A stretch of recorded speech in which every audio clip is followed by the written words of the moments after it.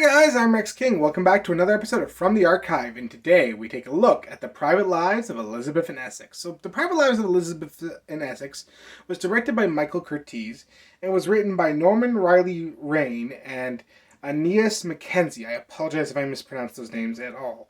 It's also based off a play called Queen Elizabeth, which was made by Maxwell Anderson in 1930. Initially, the film was going to have actually the same title as the play.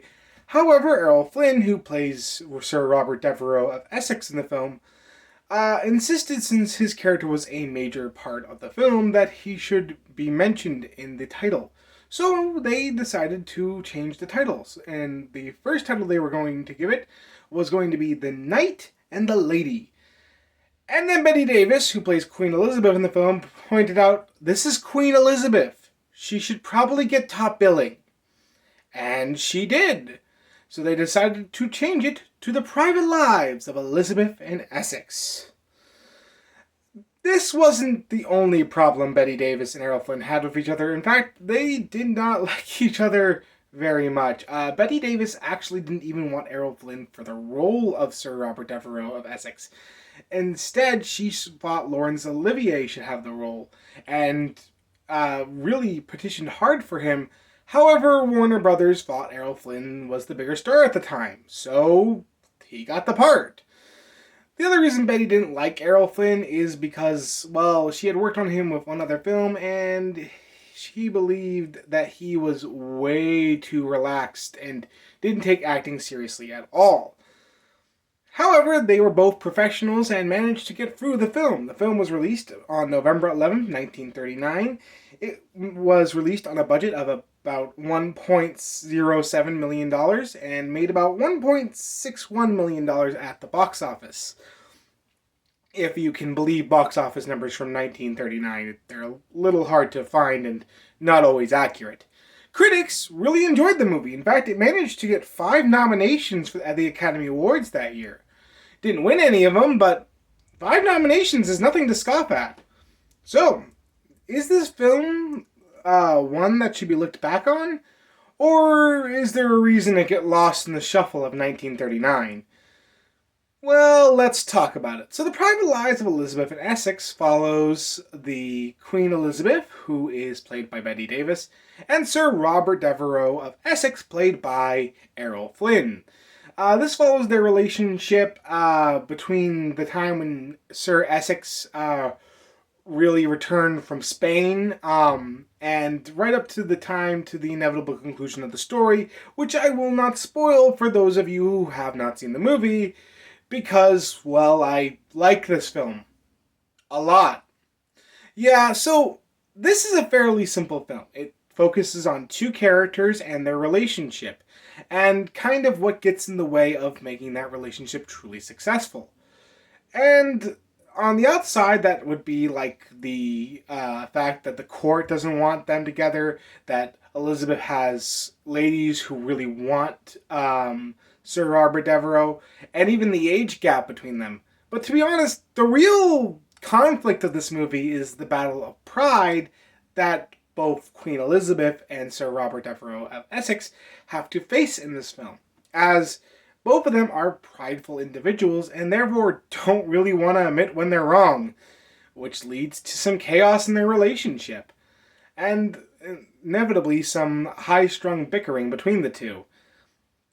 It's no wonder why the film takes certain shortcuts when it's discussing the real life story of Sir Robert of Devereux of Essex and Queen Elizabeth, so as to really drive the point home that this is not really a battle of for England via the eternal courts, but more of a battle of pride. Each of these 2 individual characters really have a strong pride, and they just really can't afford to look weak in front of their friends and subjects.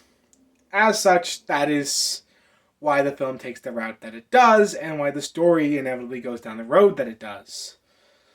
I know I'm being super vague, but again, I do recommend this movie and I really enjoy the story overall.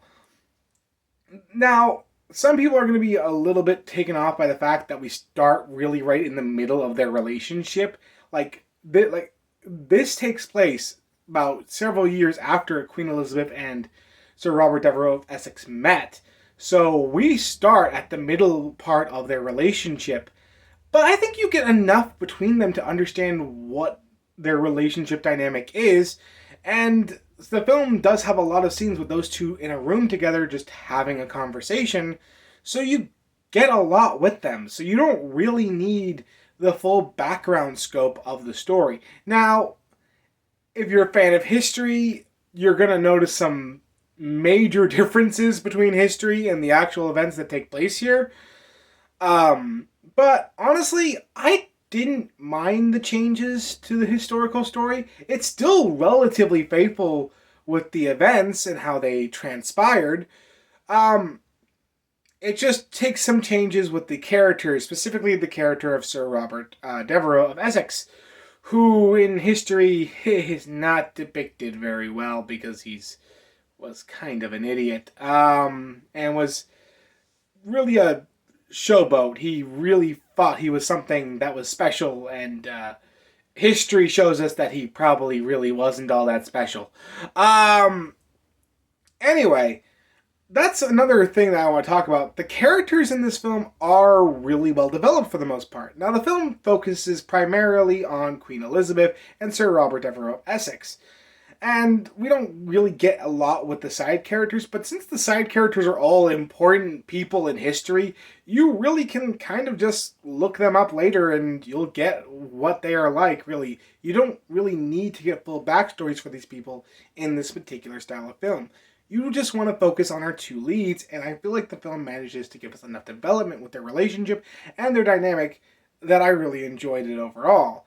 There are definitely some problems with the dialogue that haven't aged well, as it's definitely some cheesy romance dialogue, but it didn't bug me too much in this film. That's probably to do with the performances.